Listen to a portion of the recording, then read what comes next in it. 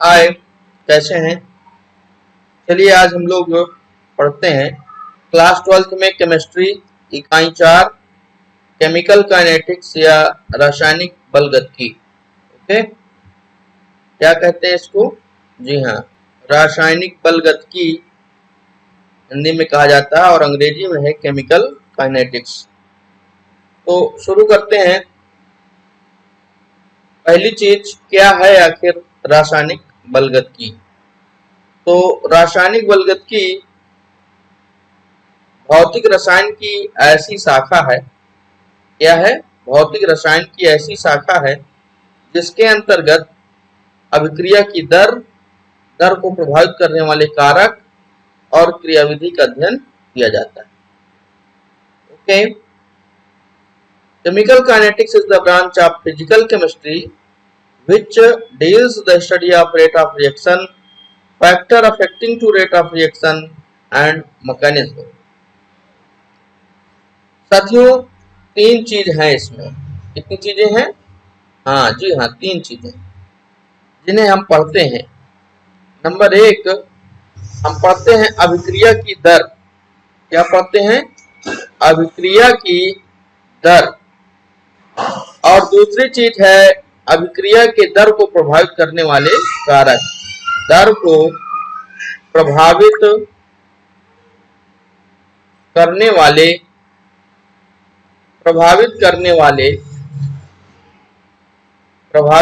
वाले कारक, क्रियाविधि। तो इन तीन चीजों को अगर हम किसी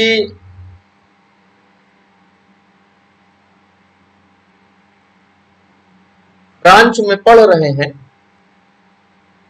तो वो है अपना फिजिकल केमिस्ट्री, वो है अपना केमिकल काइनेटिक्स।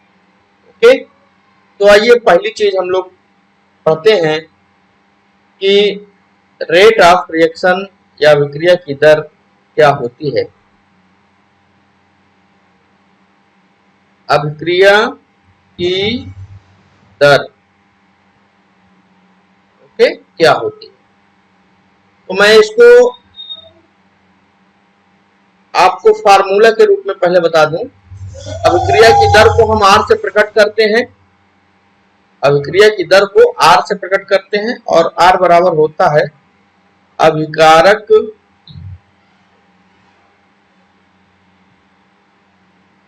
या उत्पाद के सांद्रण में परिवर्तन,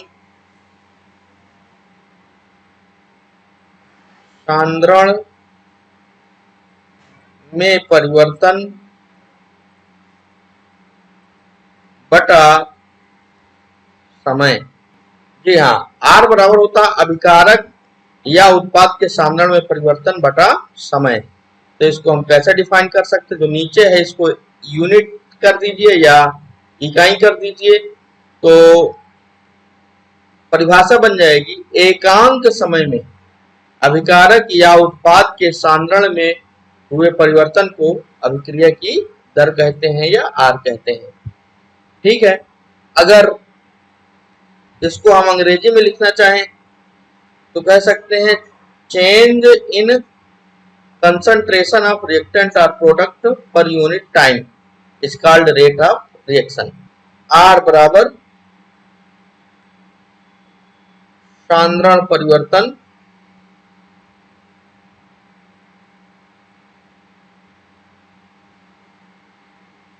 बटा समय। मान लीजिए कोई अभिक्रिया है जिसमें A बन रहा है B, राइट? A क्या बन रहा है? B बन रहा है।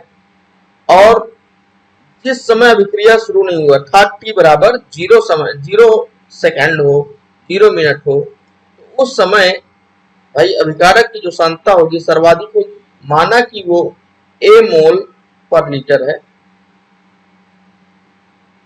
और उस समय फिर B की जो सांद्रता होगी वो 0 मोल पर लीटर होगी। अब t समय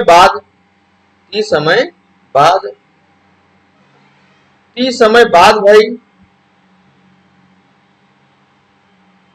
कुछ सांद्रता रिएक्टेंट A की घट जाएगी। माना वो x अमाउंट घट रही है तो इसकी सांद्रता बचेगी a माइनस एक्स मोल पर लीटर, और यहाँ पर b जितना इधर से सांद्रता डिक्रीज होगी, कम होगी, उतनी ही सांद्रता में b का निर्माण हो जाएगा, ये b का निर्माण हो जाएगा, तो x मोल पर लीटर ये चीज बन जाएगा। अब अगर हम अभिकारक के पद में बात करते हैं, इसके पद में, जी हाँ, अभिकारक के पदों में, तो R बराबर क्या होगा भाई, अंतिम से प्रारंभिक घटाओगे तो क्या मिलेगा, ये परिवर्तन, सांद्रण में परिवर्तन, तो अंत में कितना हो गया भैया, a माइनस एक्स, और प्रारंभ में कितना था, a बटा लगा हुआ समय t, a से देखो a कट जाएगा, आ जाएगा माइनस एक्स बटा t। अब ये माइनस चिन्ह जो है वो ये इंडिकेट करता है कि समय के साथ अभिकारक की जो सांद्रता है वो घटती है। भाई शुरू में कितनी थी, a मोल थी, लेकिन जैसे ही t समय बीता तो क्या हुआ, ये घट गई। तो ये जो माइनस चिन्ह है वहां ये आपको इशारा करता है, इंडिकेट करता है कि concentration of reactant A decreases with time. अब हम बात करें किसके पद में, उत्पाद के पदों में, R क्या हो जाएगा, R इज इक्वल टू हो जाएगा, देखो भाई प्रारंभ में 0 मोल था और बाद में कितना हो गया था, x, तो x माइनस 0 मोल हुआ कितने समय में, t समय में, तो आ गया अपना x बाई टी। यहाँ पर प्लस चिन्ह है, तो वो क्या कहता है कि उत्पाद की सांद्रता समय के साथ बढ़ती है। ओके, तो कुल मिलाकर जो हमारा R आता है वो क्या है, ऊपर है सांद्रण में परिवर्तन और नीचे है लगा हुआ समय। अभिकारक के पद में रहेगा तो सांद्रण परिवर्तन माइनस में होगा। ओके, सांद्रण परिवर्तन कहे में लिखा जाएगा, माइनस में, और अगर ये हमारा उत्पाद के पद में अभिक्रिया की दर होगी तो सांद्रण परिवर्तन प्लस में लिखा जाएगा। ये अभिक्रिया की जो दर होती है भाई, अभिक्रिया की जो दर होती है इसको हम अगर प्रकट करना चाहें तो दो तरीके से प्रकट करेंगे। एक है तात्क्षणिक अभिक्रिया की दर, राइट, कौन सी अभिक्रिया की दर, तात्क्षणिक, और दूसरा है औसत अभिक्रिया की दर, औसत अभिक्रिया की दर। थोड़ा विचार करिए, गुल्डबर्ग और वागे ने क्या कहा था, गुल्डबर्ग और वागे ने बताया था कि जो अभिक्रिया की दर होती है वो अभिकारक के सांद्रता के अनुक्रमानुपाती होती है। अगर शुरू में ये जो अभिक्रिया A बराबर B हमने लिया था, शुरू में देखें तो इसकी सांद्रता सर्वाधिक थी जब रिएक्शन स्टार्ट नहीं हुआ था, A थी, है ना, जैसे जैसे समय बीता इसकी सांद्रता घट रही है। और गुल्डबर्ग और वागे ने बताया ये कि जो अभिक्रिया की दर होती है वो अभिकारक के यानी A के सांद्रता के अनुक्रमानुपाती, अगर सांद्रता ज्यादा होगी तो अभिक्रिया की दर तीव्र होगी, अगर सांद्रता कम होगी तो अभिक्रिया की दर कम होगी, यानी जैसे जैसे इसकी सांद्रता घटेगी वैसे वैसे अभिक्रिया की दर घटेगी। तो सोचो यार, अगर हमको बताना हो किसी को कि ये रिएक्शन है A कन्वर्टेड इनटू B, इसकी अभिक्रिया की दर कितनी है, तो हम विशेष रूप से पर्टिकुलरली एग्जैक्ट जो है हम ये नहीं बता पाएंगे कि इतनी है, क्योंकि शुरू में भैया अभिक्रिया की दर अधिक होगी क्योंकि इसकी सांद्रता ज्यादा है, लेकिन जैसे समय बीतेगा अभिक्रिया की दर कम होती जाएगी। तो भैया ज्यादा वाली बताएं कि कम वाली बताएं, हैं? तो इसके लिए हम लोग औसत अभिक्रिया की दर निकाल लेते हैं, तो शुरू में कितना था अंत में कितना था, औसत निकाल लेते हैं, अभिक्रिया की दर हो जाती है औसत अभिक्रिया की दर। अगर अब हम औसत अभिक्रिया की दर किसी को बता रहे हैं, तो ये होगा कोई मान लो रिएक्शन रेट का अध्ययन कर रहा है और हमने उसको औसत अभिक्रिया की दर बता दी, तो शुरू में तो वो देखेगा तो पाएगा कि भाई औसत से अधिक स्पीड है अभिक्रिया की, लेकिन अंत में क्या है, औसत से भी कम है। तो चूंकि हमारा जो विज्ञान है, जो हमारा विषय है रसायन विज्ञान, वो एक्यूरेसी का सब्जेक्ट है, इसमें सारी चीजें एक्यूरेट होनी चाहिए, राइट। तो इसके लिए फिर हम क्या कर देते हैं, तात्क्षणिक अभिक्रिया की दर निकालते हैं, सही सही किसी क्षण, भाई उस क्षण जो अभिक्रिया की दर होगी वो उस क्षण के लिए एग्जैक्ट अभिक्रिया की दर होगी। तो चलिए आगे हम लोग देखते हैं कि जो अभिक्रिया की दर है उसको अगर हम दो प्रकार से प्रकट कर रहे हैं, तात्क्षणिक अभिक्रिया की दर और औसत अभिक्रिया की दर, दो प्रकार से अगर हम इसको प्रदर्शित कर रहे हैं, प्रकट कर रहे हैं, तो एक्चुअली है क्या, इंस्टेंटेनियस रेट ऑफ रिएक्शन, या जिसे हम कहते हैं आर इंस्टेंट, यानी RINST। ओके, RINST होता क्या है, देखिए यहीं से आप इसको डिफाइन कर लीजिए, तात्क्षणिक किसी विशेष क्षण पर अभिक्रिया की दर, यानी किसी क्षण विशेष, किसी पल विशेष पर जो होने वाली अभिक्रिया की दर है वही क्या है, उसकी तात्क्षणिक अभिक्रिया की दर होती है। और क्षण चूंकि बहुत ही सूक्ष्म समय है, तो उसको हम क्या मानेंगे, dt, राइट। अगर हमारा जो समय होगा वो बहुत ही अल्प होगा, यानी dt होगा, तो सांद्रण परिवर्तन भी क्या होगा, बहुत ही अल्प होगा, यानी वो dx होगा। तो ये उत्पाद के पद में है भाई, देखो यहाँ पर चूंकि प्लस का निशान है, तो उत्पाद के पद में हम अभिक्रिया की जो दर है उसको कैसे लिख सकते हैं, तात्क्षणिक दर को dx/dt। तो dx/dt जहां कहीं भी मिले तो आप क्या समझेंगे कि वो क्या है, किसी अभिक्रिया की तात्क्षणिक दर है, राइट।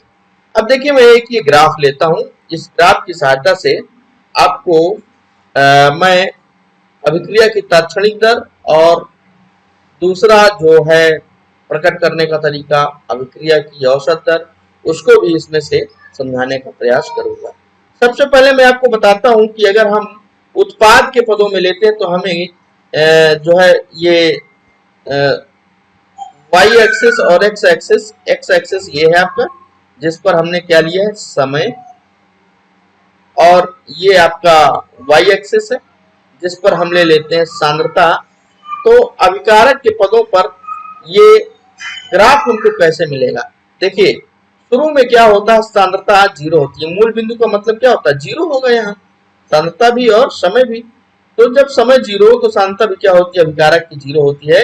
लेकिन जैसे ही हम समय कुछ बढ़ा, मतलब कुछ समय बीतता है तो क्या होता है, अभिकारक की सांद्रता बढ़ती है, और इस प्रकार से हमको एक ग्राफ मिलता है, राइट। ये किसके पद में है भाई, उत्पाद के पद में।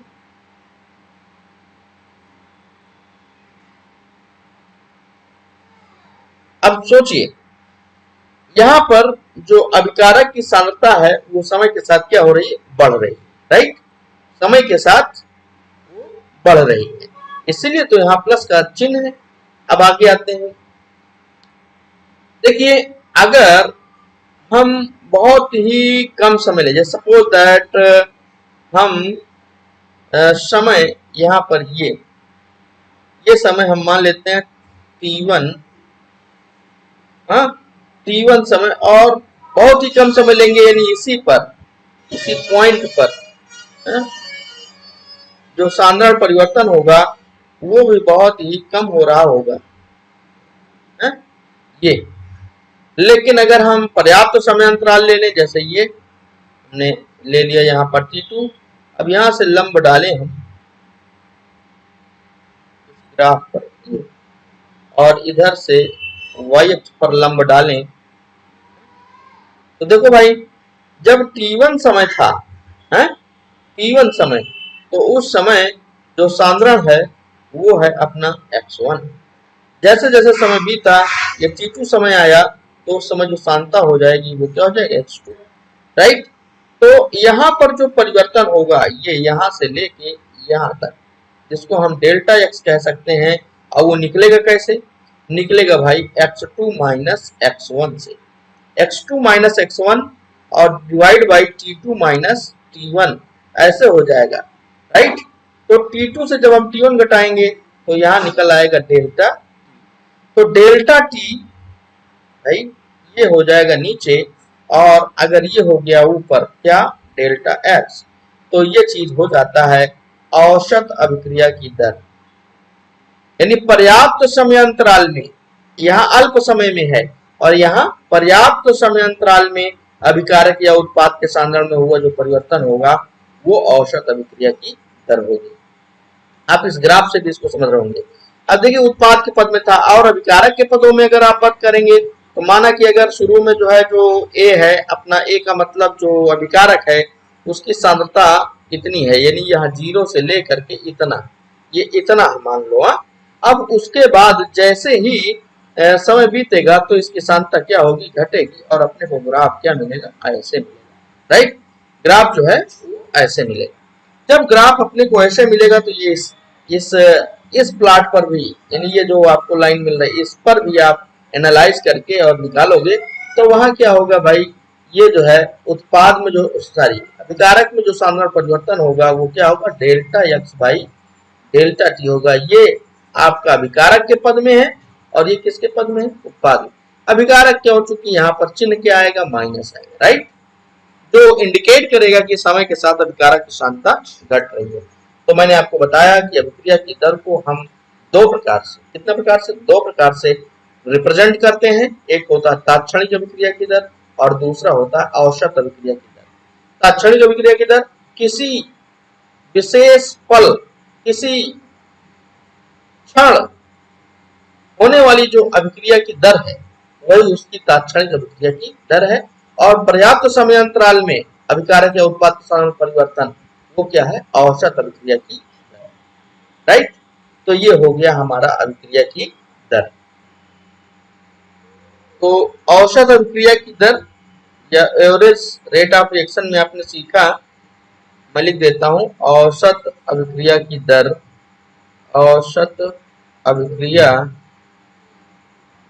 की दर में आपने सीखा, जिसे हम RAB से प्रकट करते हैं, क्या सीखा कि ये होता है x2 minus x1 divide by T2 minus T1, या फिर हम इसी को लिखते हैं delta x by delta T. अब हम बात करेंगे कि कौन कौन से फैक्टर्स हैं जो अभिक्रिया की दर को प्रभावित करते हैं, कौन कौन से कारक हैं। यानी मैं यहां लिख देता हूं दर को प्रभावित करने वाले कारक।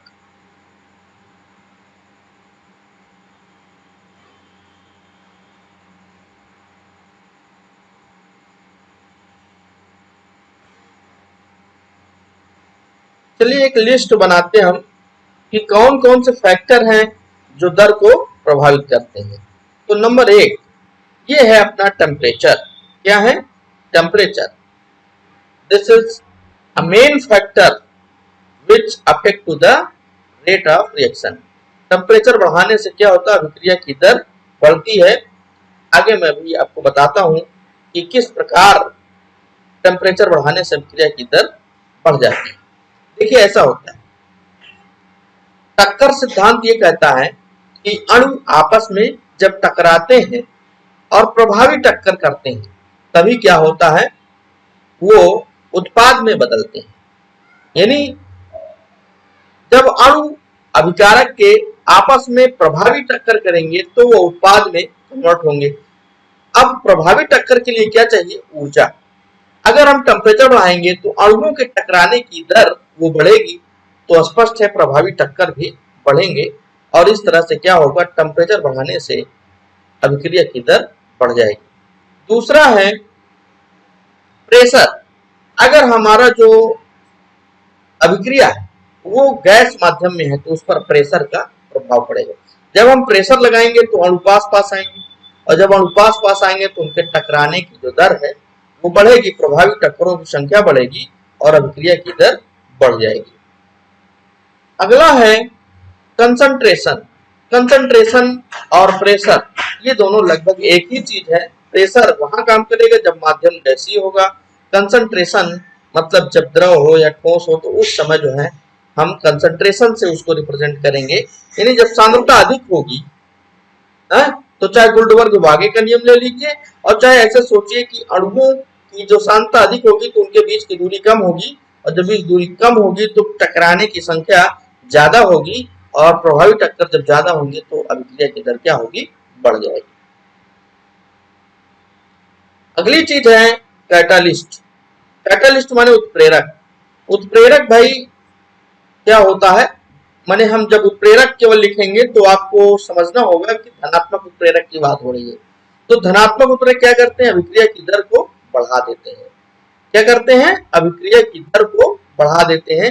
यद्यपि वो अपने यद्यपि वे स्वयं जो है अभिक्रिया में भाग नहीं लेते, लेकिन अभिक्रिया की दर को क्या करते हैं, बढ़ा देते हैं। तो अभिक्रिया की दर को बढ़ाने का काम कैटालिस्ट करते हैं। एक्चुअली ये होता कैसे है, तो ये जो एनर्जी बैरियर होता है उसको क्या करते हैं, डाउन कर देते हैं, जिससे इनके प्रभावी टक्करों की संख्या, किनके, अभिकारक अणुओं के प्रभावी टक्करों की संख्या बढ़ जाती है और अभिक्रिया की दर भी बढ़ जाती है। मैं अभी आपको समझाता हूं आगे। ये फिजिकल स्टेट भी डिपेंड करती है, फिजिकल स्टेट भौतिक अवस्था, उस पर भी डिपेंड होता है कि जो अभिक्रिया की दर है वो किस प्रकार से रेगुलेट होगी। तो फिजिकल स्टेट हो गई। फिर अगला जो है वो है medium. Medium acidic medium, basic medium, तमाम तरह के मीडियम, न्यूट्रल यानी उदासीन माध्यम। तो ये मीडियम भी क्या करते हैं, अभिक्रिया की दर को प्रभावित करते हैं। Nature of reactant, this is a very important factor. हर पदार्थ की अपनी एक प्रकृति होती है और उस प्रकृति के हिसाब से वो क्या करता है, रिएक्शन करता है। अगला जो है मैं लिख रहा हूं लाइट। लाइट, जी हाँ, लाइट वो एनर्जी का एक रूप है, और जब किसी पदार्थ को एनर्जी मिलती है, लाइट मिलती है, तो उससे भी रिएक्शन जो है वो प्रभावित होता है, उसकी दर प्रभावित होती है। अगला है सरफेस एरिया। हम कितना ज्यादा एरिया दे रहे हैं अणुओं को आपस में टकराने के लिए, अणुओं को पास पास आने के लिए कितना एरिया दे रहे हैं, तो उस पर भी अभिक्रिया की दर बढ़ती है। जैसे कि आप लोगों ने पढ़ा है कि अगर कोई उत्प्रेरक है उसको हम ठोस की जगह पर चूर्ण रूप में अगर हम उसका उपयोग करते हैं तो चूंकि सरफेस एरिया उसका बढ़ जाता है, तो अभिक्रिया की दर क्या होती है, और भी बढ़ जाती है चूर्ण रूप में प्रयोग करने से। मतलब ये कि सरफेस एरिया क्या करता है, अभिक्रिया की दर को प्रभावित करने का काम करता है। अब मैं एक एक चीजें आपको डिटेल में लूंगा। Temperature, how temperature affect to the rate of reaction. Temperature means ताप। ताप को बढ़ाने से अभिक्रिया की दर कैसे बढ़ती है, तो इसके लिए मैं लिख सकता हूं R जो है वो प्रोपोर्शनल टू है T, किसके, T1 टेम्परेचर। तो अगर अभिक्रिया की दर प्रोपोर्शनल टू T है, यानी टेम्परेचर बढ़ाएंगे तो क्या होगा, अभिक्रिया की दर बढ़ेगी, टेम्परेचर घटाएंगे तो अभिक्रिया की दर घटेगी। ये बात मैं किस आधार पर बोल रहा हूं, ये बात बोल रहा हूं टक्कर सिद्धांत के आधार पर। टक्कर सिद्धांत, या जिसे हम कोलिजन थ्योरी या संघट्टवाद कहते हैं,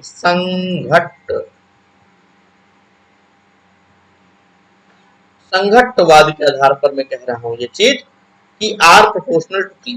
यानी आप हमेशा ये ना मान लेना कि ऐसे ही होता है, भाई बहुत सारी अभिक्रियाएं होती हैं। जैसे एक ऊष्मा शोषी होती है कि ऊष्मा छेपी, तो जब हम 11th में आपको पढ़ाए थे तो उसमें ये उस समय बताया था कि ऊष्मा शोषी अभिक्रियाओं में ताप बढ़ाने पर अभिक्रिया अग्र दिशा में जाती है, यानी अभिक्रिया तीव्र वेग से होगी। लेकिन अगर वही ऊष्मा छेपी होगी तो अभिक्रिया की दर घट जाएगी। तो वहां देखिए इसका दो इफेक्ट आपको देखने को मिल रहा है, कभी घटाएगा भी तो कभी बढ़ाएगा। बट यहाँ पर टक्कर सिद्धांत के हिसाब से सामान्यतः हम अगर बात करें तो कहेंगे कि अभिक्रिया की दर ताप के अनुक्रमानुपाती होती है। ताप बढ़ाने से टक्करों के अणुओं के, उनके अभिकारक अणुओं के टक्करों की संख्या बढ़ेगी और इस प्रकार से प्रभावी टक्कर भी बढ़ेंगे और अभिक्रिया की दर क्या होगी, बढ़ जाएगी। तो अब आगे हम बात करेंगे, ये एक बहुत इंपॉर्टेंट चीज है, टेम्परेचर कोएफिशिएंट, जिसे हम टीसी भी कहते हैं। क्या कहते हैं? टीसी। हिंदी में भैया इसको ताप गुणक कहते हैं। क्या कहते हैं? ताप गुणक। तो ताप गुणक या टीसी, टीसी क्या होता है, मैं थोड़ा फार्मूला लिख देता हूं कि at T plus 10 degree divide by K at T degree centigrade. Okay, यानी टीसी क्या है, ये वेग स्थिरांकों का अनुपात है। और कब, किस पर? देखिए, T plus 10 degree, T plus 10 degree पर वेग स्थिरांक और टी डिग्री पर वेग स्थिरांक के अनुपात को हम क्या बोलते हैं? टीसी बोलते हैं। तो अगर हम टी बराबर क्या लें, 25 डिग्री सेंटीग्रेड, टी बराबर क्या लें, 25 डिग्री सेंटीग्रेड, तो टी प्लस 10 डिग्री क्या हो जाएगा? जी हाँ, ये हो जाएगा 35 डिग्री सेंटीग्रेड। तो अगर किसी भी रिएक्शन का जो टेम्परेचर है वो 25 डिग्री सेंटीग्रेड से बढ़ा करके हम क्या कर दे रहे हैं, 35 डिग्री सेंटीग्रेड कर देते हैं, 10 डिग्री बढ़ा देते हैं, तो होता क्या है यार, अभिक्रिया की जो दर है वो 2 से 3 गुना तक बढ़ जाती है। ठीक है, ठीक है। तो ये जो फैक्टर निकल के आता है, जिसके वजह से यानी इसी 10 डिग्री के डिफरेंस में अभिक्रिया की दर 2 से 3 गुना तक हो जाती है, ये कहलाता है अपना टीसी या ताप गुणक। अंडरस्टैंड? तो ताप गुणक क्या है? ये टी प्लस 10 डिग्री और टी डिग्री टेम्परेचर पर वेग स्थिरांकों का अनुपात है, जिसमें अभिक्रिया की दर 2 से 3 गुना तक बढ़ती है जब हम कमरे के ताप से 10 डिग्री टेम्परेचर बढ़ाते हैं।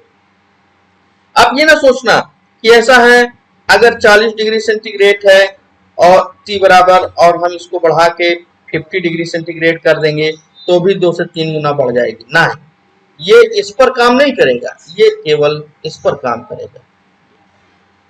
When T is equal to 25 degree और 25 डिग्री से हम बढ़ा करके क्या कर रहे हैं, इसको हम 35 डिग्री कर रहे हैं। ओके, चलिए,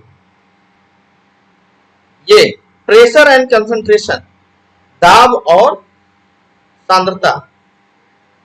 भाई दाब हो गया और क्या हो गया, सांद्रता। तो देखो, जो आर होती है वो दाब, यानी कि अगर हम पार्शियल प्रेशर ये लिखे तो इसके सीधे क्या होता है, प्रोपोर्शनल होता है, यानी दाब को बढ़ाएंगे तो अभिक्रिया की दर बढ़ती है। इसी प्रकार आर प्रोपोर्शनल टू सी होता है ये।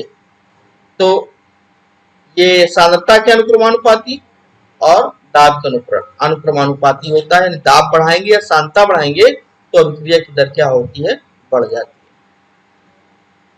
अगला है कैटालिस्ट, जो बहुत इंपॉर्टेंट है। देखिए, हमको इंटरमीडिएट पर यही 4 चीजें पढ़ना भी है। क्या क्या चीजें? ताप हो गया अपना, दूसरा दाब या सांद्रता हो गया, ठीक है, और तीसरा जो है ये उत्प्रेरक। तो दाब, सांद्रता, ठीक है, उत्प्रेरक, कुल मिला के कुल 4 हो गए। तो 4 ही हमको जानना है, समझना है। कैटालिस्ट के लिए समझिए, हमने y अक्ष पर ऊर्जा ले लिया और x अक्ष पर अभिक्रिया की प्रगति ले लिए। अगर हमारा ये रिएक्टेंट मॉलिक्यूल है A, क्या है ये A, और ये B में कन्वर्ट हो रहा है, किस में कन्वर्ट हो रहा है, B में, तो इसके लिए संघट्टवाद ये कहता है कि इतनी इसको एनर्जी चाहिए कि ये एनर्जी बैरियर, ये आपका है एनर्जी बैरियर,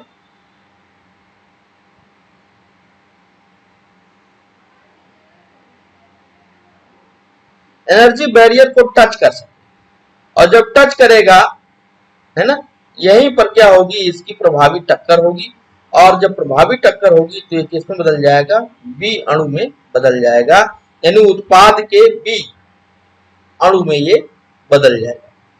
तो देखिए, अगर हम यहां से बात करें, ये जीरो है एनर्जी, और जीरो से यहां तक ये एनर्जी, ये है अभिकारक ए की औसत ऊर्जा। तो अभिकारक अणुओं की औसत ऊर्जा है, इसको हम प्रकट करते हैं यहां से यहां तक को प्रकट करते हैं ई ए वी। ठीक है, औसत ऊर्जा किसकी, अभिकारक अणुओं की। अब अभिकारक अणुओं की औसत ऊर्जा है, और औसत ऊर्जा से अधिक हमको यहां तक इतना ऊर्जा और चाहिए, जिससे क्या हो, इसमें प्रभावी टक्कर हो। देखिए, थोड़ा यहां से लेकर के, थोड़ा लाइन मेरी तिरछा हो जा रही है, ये हमको एक एनर्जी की जरूरत है जो यहां तक इसको पहुंचा दे, यहां तक। ओके, तो इस एनर्जी को हम कहते हैं एनर्जी ऑफ एक्टिवेशन या संक्रियण ऊर्जा। क्या कहते हैं, संक्रियण ऊर्जा। ध्यान देना, एनर्जी ऑफ एक्टिवेशन, इसको हम कहते हैं संक्रियण ऊर्जा। संक्रियण ऊर्जा कैसे इसको डिफाइन करेंगे, अभिकारक अणुओं की औसत ऊर्जा से अधिक वह न्यूनतम आवश्यक ऊर्जा जिससे कि उनमें प्रभावी टक्कर हो और वे उत्पाद अणु में बदल जाएं, तो उस ऊर्जा को क्या कहते हैं, संक्रियण ऊर्जा। भाई, ये यहां से लेकर और ये यहां तक, इस ऊर्जा को कहते हैं ईटी। क्या कहते हैं, ईटी या थ्रेशोल्ड एनर्जी या देहली ऊर्जा। तो देहली ऊर्जा से अगर हम ईएवी को घटा दें तो भी हमें ये प्राप्त हो जाएगा। यानी यहाँ एक चीज ये भी हम लिख सकते हैं कि EAV is equal to ET minus देहली ऊर्जा है, और देहली ऊर्जा से हम क्या करें, उसके औसत अणुओं की ऊर्जा को घटा दें तो भी अपने को संक्रियण ऊर्जा पता चल जाता है। तो संक्रियण ऊर्जा ये है भाई, है? अब उत्प्रेरक क्या करता है, ये जो एनर्जी बैरियर है इसको क्या कर देता है, डाउन कर देता है। ये यहाँ है तो यहाँ से नीचे कर देगा इसको। ये एनर्जी बैरियर आपका ये हो गया। अब बहुत से अणु थे जिनके पास एनर्जी थी, वो यहाँ तक आ जा रहे थे, उनके पास एनर्जी इतना थी, हैं, यहाँ तक आ जा रहे थे, लेकिन यहाँ तक नहीं पहुंच पा रहे थे, तो वे फिर से क्या हो रहे थे, पलट करके अभिकारक अणु के रूप में ही रह जा रहे थे। लेकिन जब एनर्जी बैरियर डाउन हो जाएगा तो क्या होगा, उन अणुओं की संख्या बढ़ जाएगी जो एनर्जी बैरियर को टच कर सकेंगे। बहुत सारे मॉलिक्यूल्स हैं भाई, अगर आपने परख नली लिया और परख नली में ये अभिकारक अणु है, तो क्या केवल एक अणु है, नहीं, अनगिनत अणु है।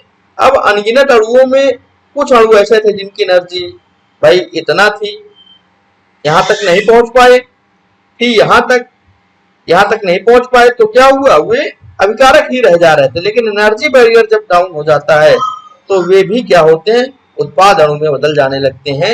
यही कारण है कैटालिस्ट क्या करता है, अभिक्रिया की दर को बढ़ा देता है। आशा है कि आप समझ गए होंगे। अब उसके बाद हम बात करेंगे, देखिए बहुत सिंपल है, आणविकता या अभिक्रिया की मॉलिक्यूलरिटी। तो इसको हम कैसे कहते हैं, किसी अभिक्रिया में भाग लेने वाले न्यूनतम अणुओं की संख्या, किसी अभिक्रिया में भाग लेने वाले न्यूनतम अणुओं की संख्या को क्या कहते हैं, आणविकता कहते हैं। ये आणविकता क्या है, minimum number of reactant molecule, minimum number of reactant molecule. ठीक है, minimum number of reactant molecule which participate in the chemical reaction, या किसी भी अभिक्रिया को संपन्न होने के लिए कम से कम जितने अणुओं की जरूरत होती है वही उसकी क्या होती है, आणविकता होती है।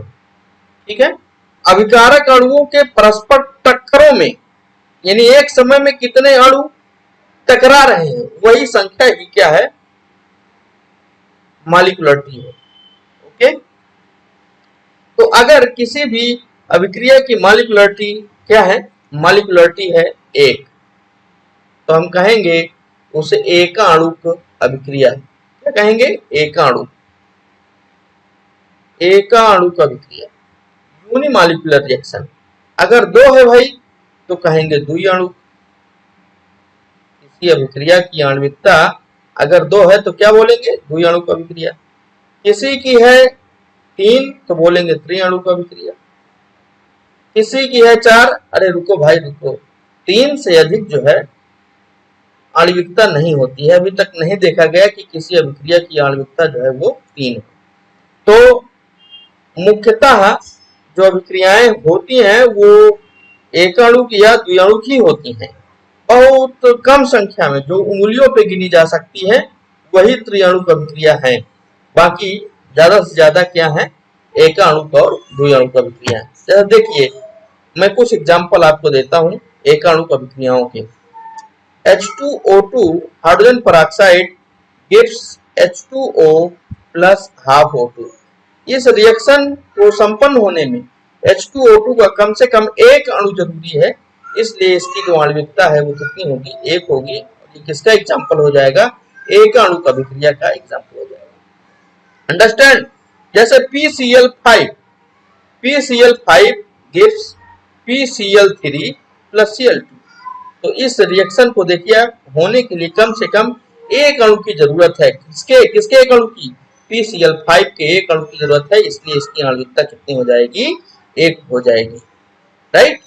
इसी प्रकार बहुत सारे केमिकल रिएक्शन हो सकते हैं जिनमें उनको संपन्न होने में, उनको निष्पादित होने में एक अणु अभिकारक की जरूरत हो या कम से कम एक अणु की जरूरत हो, तो हम उसे क्या बोलेंगे? एकाणुक अभिक्रियाएं। द्विअणुक अभिक्रियाएं या बाई मॉलिक्यूलर रिएक्शन, तो वे अभिक्रियाएं जिनकी आणविकता कितनी हो? 2 हो। या तो फिर आप ये कहो कि जिनको होने के लिए कम से कम, जिनको होने के लिए या जिनको संपन्न होने के लिए कम से कम 2 अणुओं की जरूरत हो। या फिर ये कहो कि ऐसी अभिक्रियाएं जिनके अभिकारक अणुओं के टकराने के समय, यानी जिस समय वो टकरा रहे हैं उस समय, एक समय में अगर टकराने वाले अणुओं की संख्या 2 है, तो क्या हो जाएगा? द्विअणुक अभिक्रिया। तो जैसे समझिए, हम रिएक्शन लेते हैं H2 plus I2, और क्या बन जा रहा है? 2HI।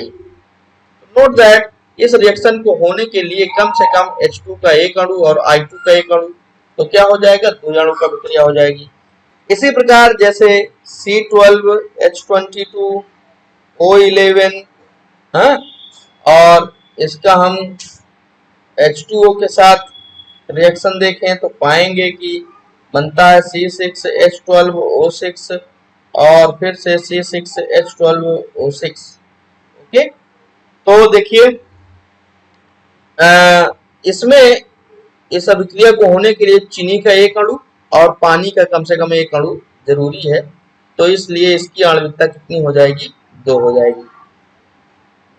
इसी प्रकार CH3COO मेथिल एसीटेट है और उसको हम जल से रिएक्शन कराते हैं एसिडिक मीडियम में, तो ये बनाता है CH3COOH यानी एसिटिक एसिड और बनाता है CH3OH।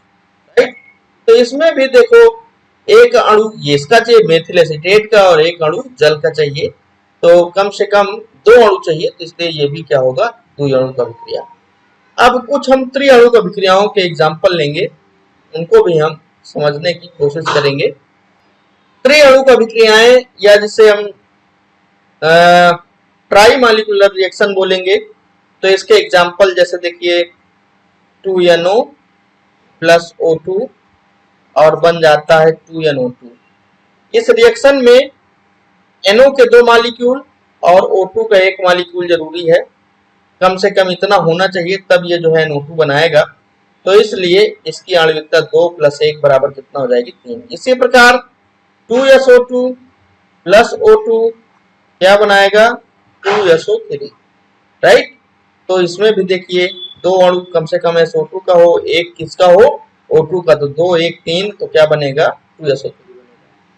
Cannizzaro reaction HCHO formaldehyde के 2 अणु ले लिया और NaOH, ये कैनिजारो रिएक्शन होता है भैया। तो इसमें क्या होता है, HCHO के एक अणु का ऑक्सीकरण ये और एक का अपचयन, अपचयन होगा तो CH3OH, ऑक्सीकरण होगा तो HCOO हो जाएगा। ठीक है, सोडियम फॉर्मेट और मेथिल अल्कोहल। तो इसमें भी देखिए 2 अणु ये, एक अणु ये। तो इस प्रकार से ये बहुत कम संख्या में है, उंगलियों पे गिनी जा सकती हैं त्रिअणु अभिक्रियाएं। अभिक्रिया की कोटि देखिए, अभिक्रिया की कोटि क्या होती है, जिसे हम OOR भी कहते हैं, OOR, ऑर्डर ऑफ रिएक्शन। किसी अभिक्रिया में भाग लेने वाले उन अभिकारक अणुओं की संख्या जिनके सांद्रण परिवर्तन से अभिक्रिया की दर निर्धारित हो रही हो। फिर से, उन अभिकारक अणुओं की संख्या, उन अभिकारक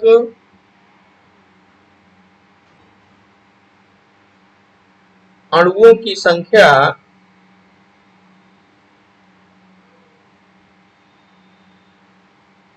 जिनके सांद्रण परिवर्तन से,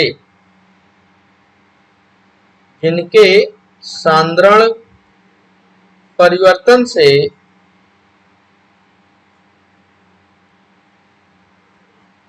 अभिक्रिया की दर निर्धारित होती है। अभिक्रिया की दर निर्धारित होती है, उसे क्या कहते हैं, अभिक्रिया की कोटि कहते हैं। तो भाई जैसे कई ऐसे रिएक्शन देखे गए कि कोई कोई अभिकारक की सांद्रता हम बढ़ाते हैं तो उससे अभिक्रिया की दर पर कोई प्रभाव नहीं पड़ता है। कुछ ही ऐसे अभिकारक होते हैं जिनके सांद्रण परिवर्तन से अभिक्रिया की दर निर्धारित, तो उनकी संख्या जो होती है वही क्या कहलाती है, अभिक्रिया की कोटि कहलाती है। मैं आगे आपको इस पर और बताऊंगा। तो एक दूसरे तरीके से हम इसका डिफाइन कर सकते हैं, वो क्या कि किसी अभिक्रिया के दर समीकरण में, जैसे कोई दर समीकरण है R proportional active mass of A into active mass of B, ये एक कोई दर समीकरण है। ठीक है, क्या है, दर समीकरण। नोट दैट, कौन सा समीकरण होना चाहिए, दर समीकरण। अगर कोई दर समीकरण है तो इसमें हम देखते हैं अभिकारक के सांद्रता पदों के घातों का योग, क्या, अभिकारक के सांद्रता पदों के घातों का योग।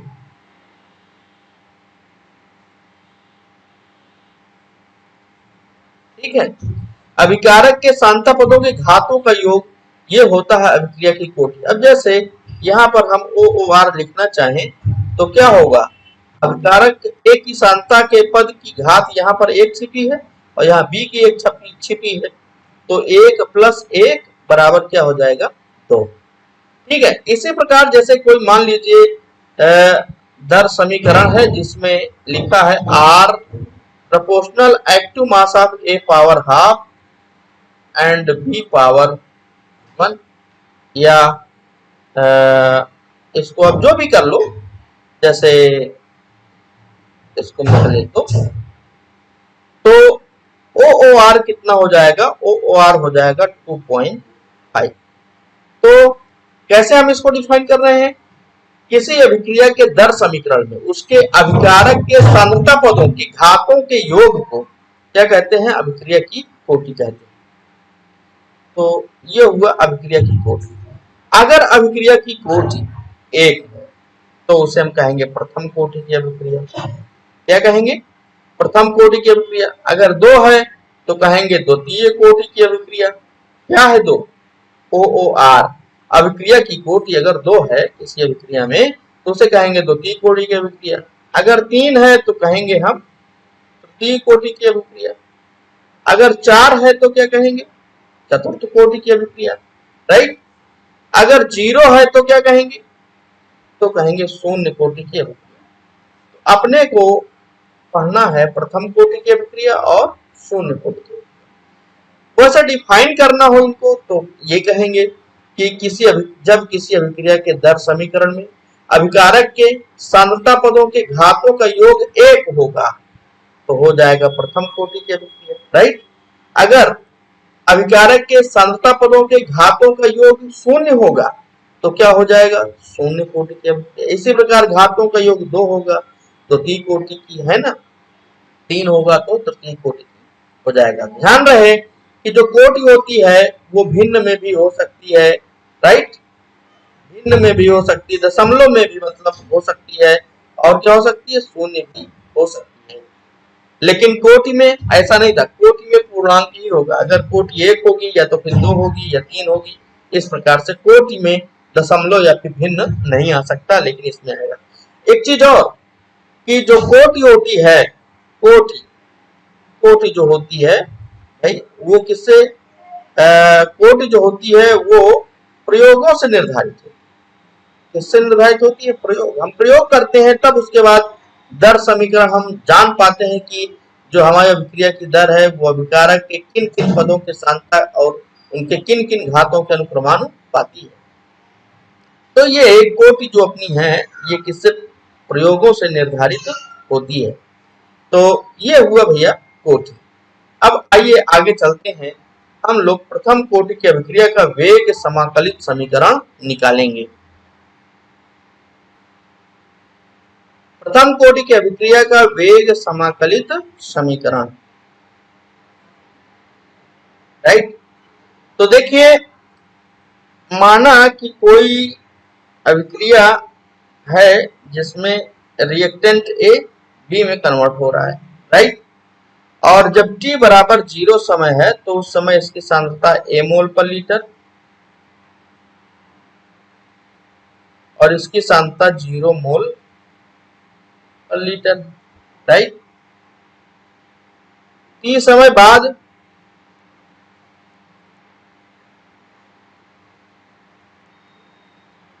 इसकी सांद्रता हो गई a माइनस एक्स मोल पर लीटर और इसकी हो गई x मोल पर litre.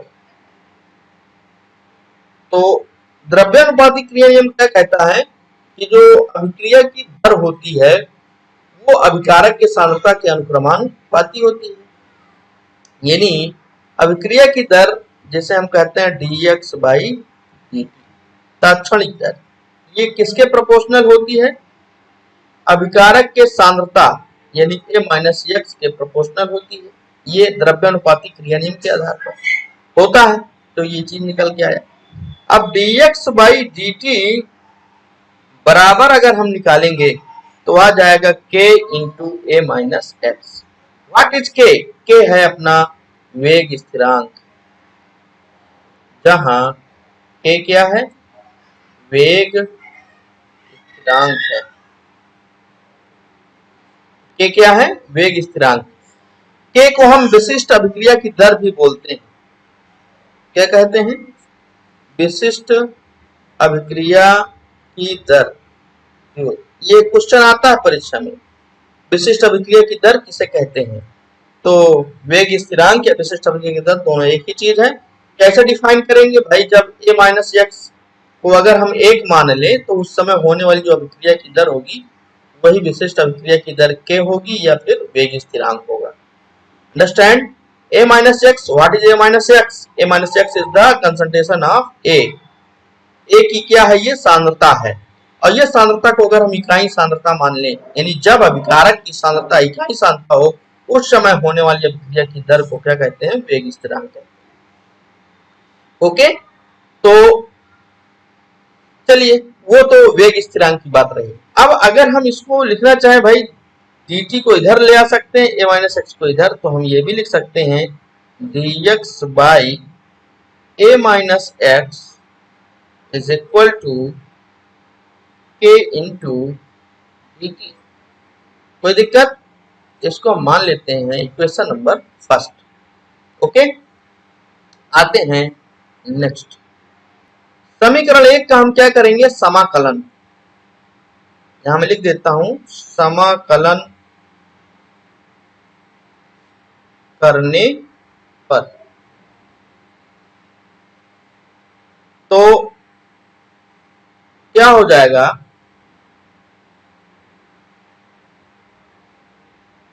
x limit 0 dx by a minus x is equal to क्या हो जाएगा, k समाकलन इसका t लिमिट 0 हो जाएगा dt। तो भाई अगले लाइन में हो जाएगा ln a minus x is equal to kt plus एक समाकलन नियतांक i। ठीक है, ओके। अगली लाइन में अगर हम यहां पर सोचें कि t बराबर 0 हो, जिस समय t बराबर ये जो टाइम है वो क्या हो, 0 हो, तो उस समय a माइनस एक्स भी क्या होगा, वो a के बराबर हो जाएगा। ओके, तब अर्थात x बराबर भी क्या हो जाएगा, 0 हो जाएगा। ठीक है, अगर t बराबर 0 हो जाएगा तो उस समय i की वैल्यू क्या होगी यार, तो i की वैल्यू हो जाएगी,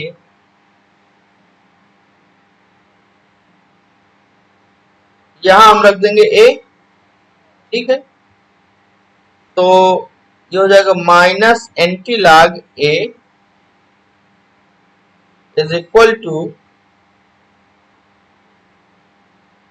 ठीक है, ये k इंटू टी, ये 0, तो हो जाएगा i इज इक्वल टू हो जाएगा माइनस ln a। तो इसको मान लेते हैं समीकरण 2 और इसका मान हम समीकरण 1 में रख देते हैं। समीकरण 1 में रखने पर तो समीकरण 1 में रखेंगे तो ये हो जाएगा minus ln a minus x is equal to k t plus bracket में माइनस ln a। ठीक है, minus ln a minus x is equal to k t minus ln a। अगर हम के टी बराबर निकालना चाहें तो क्या होगा, ये हो जाएगा ln a minus ln a minus x. Okay, एक लाग प्रॉपर्टी होती है कि लाग यम माइनस लाग एन बराबर लाग यम बटा एन, तो वो यहाँ पे हम लगा सकते हैं।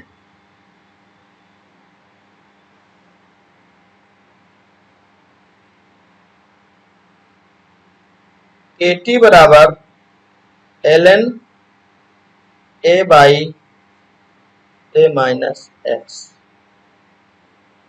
अब अगर हम ln की वैल्यू रखें तो ln बराबर, चूंकि ln बराबर होता है 2.303 लाग, तो इसकी वैल्यू अगर रख दें तो कितना हो जाएगा, के टी इज इक्वल टू 2.303 लाग और a बटा a माइनस एक्स। तो k इज इक्वल टू क्या हो जाएगा, k इज इक्वल टू हो जाएगा 2.303 लाग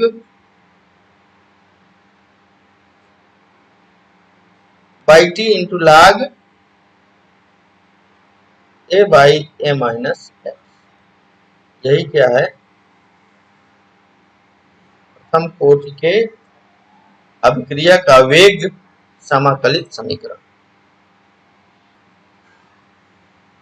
हाँ, तो k इज इक्वल टू क्या आया, k इज इक्वल टू आया 2.303 डिवाइड बाई टी टू लाग a by a minus x. इसे हम क्या कहते हैं, प्रथम कोटि की अभिक्रिया का वेग समाकलित समीकरण। ठीक है, इसी को हम ऐसे भी लिख सकते हैं 2.303 डिवाइड बाई टी इंटू लाग, ये है क्या, प्रारंभिक सांद्रता, यानी active mass of A not divide by active mass of A, ये अंतिम सांद्रता। ओके, अब अगर अपने को के और टी हाफ में रिलेशन निकालना हो, टी हाफ होता है अर्ध आयु काल,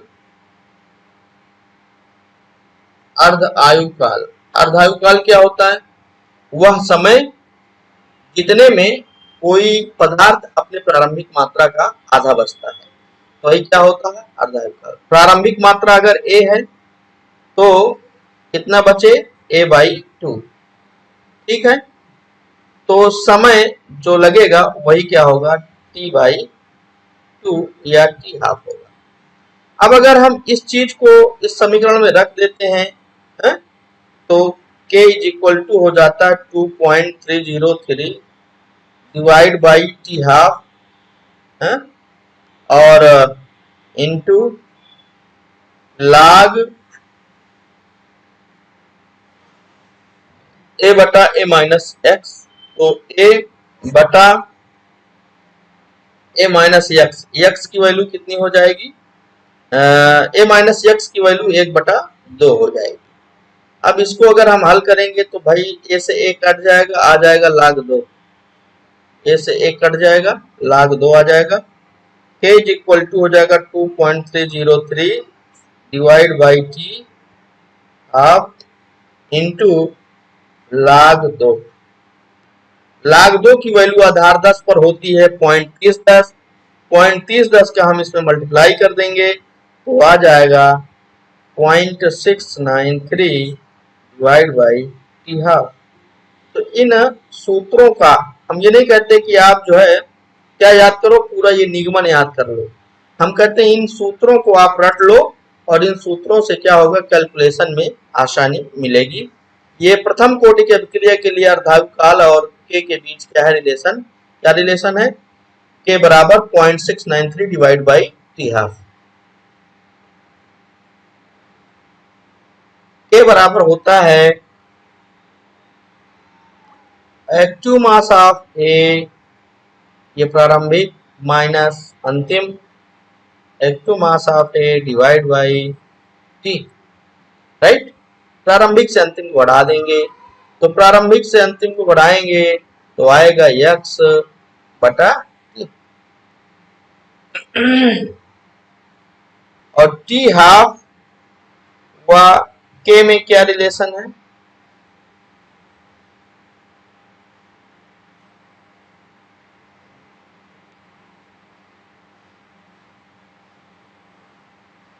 टी हाफ व के में क्या संबंध है, वो है के बराबर ए प्रारंभिक सांद्रता यानी active mass of A not divide by 2 T half. Okay, या इसी को हम लिख सकते हैं क्या लिख सकते हैं, टी हाफ यानी कि T1/2 is equal to active mass of A not divide by 2k। ये है किसके लिए, शून्य कोटि के लिए। अब इस चैप्टर में एक चीज और बाकी रहता है, वो है आभासी एकाणुक अभिक्रिया। आभासी एकाणुक अभिक्रिया, आभासी एकाणुक अभिक्रिया स्यूडो यूनिमॉलिक्यूलर रिएक्शन। तो ये क्या होती है, वो अभिक्रिया जिसमें आणविकता तो एक से अधिक हो लेकिन कोटि क्या हो, एक हो। ठीक है, molecularity is more than 1 but OOR कितना हो, OOR एक हो लेकिन मॉलिक्यूलरिटी क्या हो, मोर देन 1 हो। मॉलिक्यूलरिटी क्या हो, एक से अधिक। ठीक है, तो जब आणविकता एक से अधिक हो लेकिन कोटि क्या हो, एक हो, तो उसे क्या बोलते हैं, आभासी एकाणुक अभिक्रिया। कुछ एग्जाम्पल जैसे मैं आपको बता देता हूँ, एग्जाम्पल फटाफट नोट करते जाएं। जैसे चीनी है C12H22O11। अब इसमें हमने क्या किया, H2O का रिएक्शन कराया, एसिडिक मीडियम में है, तो ये बनता है ग्लूकोज और फ्रक्टोज। और क्या बनता है, फ्रक्टोज। तो भाई पानी की सांद्रता पर डिपेंड नहीं करता, इसकी सांद्रता पर डिपेंड करता है। तो आणविकता होती है एक, लेकिन जो कोटि होती है, कोटि उल्टा बोल गया, आणविकता क्या होती है, दो होती है और कोटि एक होती है। आणविकता कितनी है, दो, और कोटि है एक। ठीक है। इसी प्रकार जैसे मेथिल एसीटेट है, वो जल से क्रिया करेगा तो एथेनोइक एसिड और मेथिल अल्कोहल बनाता है, तो उसमें भी वो आभासी एकाणु का अभिक्रिया है। एक क्वेश्चन यहाँ पर आपके परीक्षा में अक्सर पूछा जाता है कि प्रथम कोटि के अभिक्रिया के लक्षण लिखिए। प्रथम कोटि के अभिक्रिया के लक्षण, ठीक है, ये आपको पता होना चाहिए। और दूसरा जो प्रश्न पूछा जाता है, कोटि और आणविकता में अंतर।